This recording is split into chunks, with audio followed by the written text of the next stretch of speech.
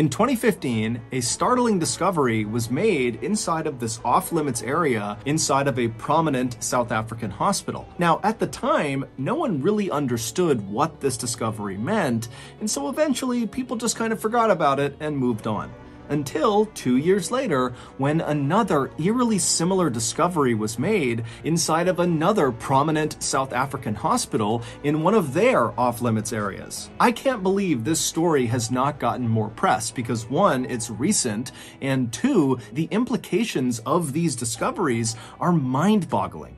But before we get into that story, if you're a fan of the strange, dark, and mysterious delivered in story format, then you've come to the right place because that's all we do, and we upload once a week. So, if that's of interest to you, please put coyote urine in the like button's apple juice. Also, please subscribe to our channel and turn on all notifications so you don't miss any of our weekly uploads. Okay, let's get into today's story.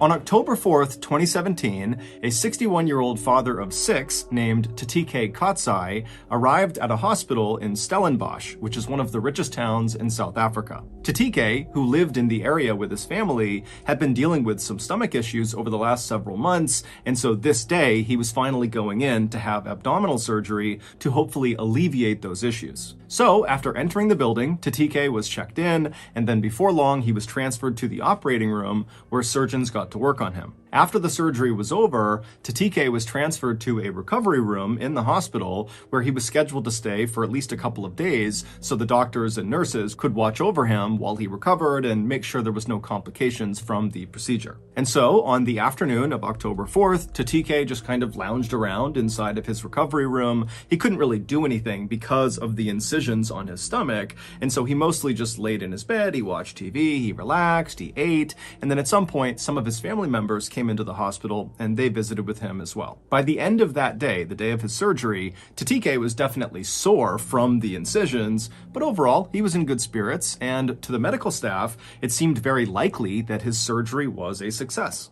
Early the next morning, at around 5:15 a.m., one of the nurses in the hospital went to Tatike's room to check on him. And when she went inside, Tatike was awake, he was alert, he seemed totally normal. And so after a brief conversation, the nurse told Tatike that she was just going to get him some fresh linens to make up his bed. And so Tatike nodded a thank you to her, and then the nurse, she turned away from Tatike, who's in his bed. She stepped out of the one door in the room into the hallway. She grabbed fresh linens off of a cart, and then she turned back around and went back into Tatike's room, except now Tatike was not in his bed. So the nurse immediately thought, okay, well then Tatike must have gone into his bathroom because the door was shut, he must be in the bathroom. And so just kind of reflexively, the nurse walked over to Tatike's now empty bed and replaced the linens, and then when she was done, she just looked at the bathroom door inside of his room, expecting Tatike to come outside any minute. But after a couple of minutes passed and Tatike had still not come out of the bathroom, the nurse decided to go over and just knock. And so she walked over, she knocked on the bathroom door and just kind of called out, hey, is everything okay in there? But there was no answer. And so the nurse eventually just tried the handle, and when she saw it was open, she called out that she was coming inside, she opened up the bathroom door, and it was empty. And so the nurse, she whipped her head around and looked back out at the room where Tatike should have been, and she saw, he's not on the bed, he's not under the bed, he's not anywhere in this room. Where could he have possibly gone?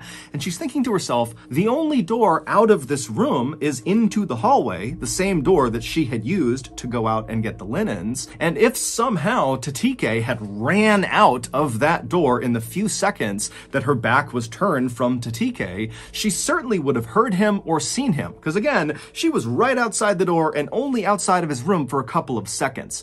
Not to mention the fact, Tatike has major incisions on his stomach and could barely stand, let alone walk or run. And so totally baffled, this nurse ultimately left the room and went and told her superiors.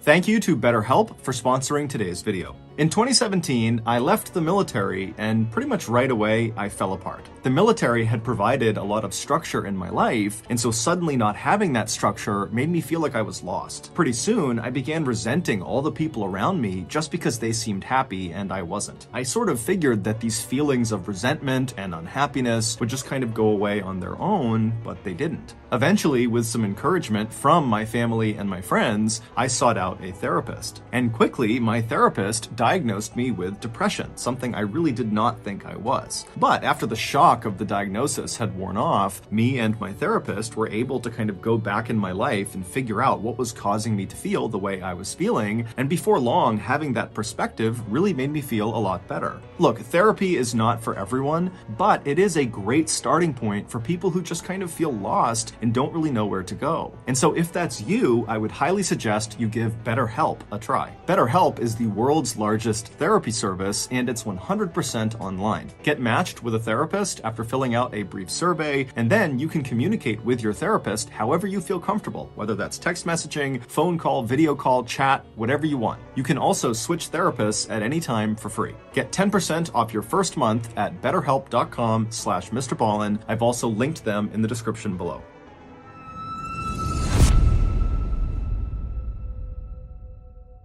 This hospital would immediately begin looking for TTK on the grounds of the hospital, but they would do it kind of quietly. They wouldn't call TTK's family to tell them that, hey, we can't find him, nor would they call police. And some have speculated that either one, the hospital did not think this was an emergency and they would quickly find TTK and that everything would be fine, or two, the hospital was just so embarrassed at the idea that they lost a patient, they didn't want anyone to know, and so that's why they didn't tell anyone. Regardless, the hospital would search for TTK all day on the 5th, the day he went missing, and they wouldn't find him. And then the next day, the 6th, the hospital again would spend the entire day quietly searching everywhere in the hospital, but they wouldn't find him again. And so finally on the next day, the 7th, so 48 hours after TTK had just kind of vanished inside of his room, the hospital would reach out to TTK's family and they would say to them, hey, is TTK home with you guys? And the family was like, no, he's supposed to be with you. And so the hospital would say, well,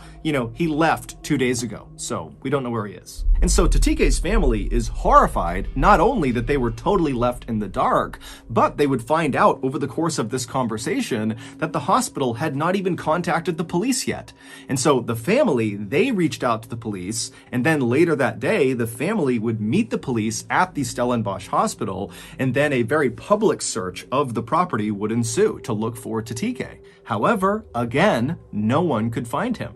Authorities would continue to search both the hospital and also the neighboring area outside of the hospital over the next couple of days, but after they continued to find absolutely nothing, the search began to wind down. And so TTK's devastated family was left with absolutely no idea what to think or what to do. Fast forward to October 20th, so 15 days after TTK had gone missing. And on this day, the 20th, there was a construction crew at this hospital in Stellenbosch doing some renovations. And at some point on this day, one of the workers had to climb into the ceiling of one of the floors of this hospital. Now, the space above the ceiling is this tight, cramped space, almost like an attic. It's very big and wide. It's like the whole length of that floor. And really the only people that would ever go into the ceiling are construction workers or other authorized personnel that needed to do work. It's not a place that the public would ever go into. But when one of these workers went up into the ceiling, he had a headlamp on and he's kind of looking around, he's looking for what he needs to do up there, and at some point he turns his head and his light illuminates a person sitting in the corner far away from him, way up against the side in this tiny little attic space. And it would turn out it was TTK, and he was deceased. The hospital had absolutely no clue how TTK could have gotten up there. Not only is it obviously not a publicly accessible area, but the actual way to get up into the ceiling, the door that leads up into the ceiling, is very difficult to find. And even if TTK found this entrance into the ceiling, it would have been nearly impossible for him to actually get into the ceiling. Because again, this guy has serious incisions on his stomach from the surgery he got. He could barely sit up, he couldn't really walk, so the idea of him climbing and pulling himself up into the ceiling just seems impossible. Then there was the very strange autopsy results. Now, the full report has not been made public, but Tatike's family had a consultation with the hospital after the autopsy was complete, and they would go to reporters and talk about what the hospital told them. And apparently, the hospital told the family that Tatike did not die from complications from his surgery, and they heavily insinuated that Tatike did not die from natural causes. Something happened to him, and the hospital had no idea what this something was, and that's what killed him. And the hospital also told the family that Tatike likely was dead before he went up into the ceiling. Meaning, someone or something killed Tatike, and then someone or something placed him in the ceiling.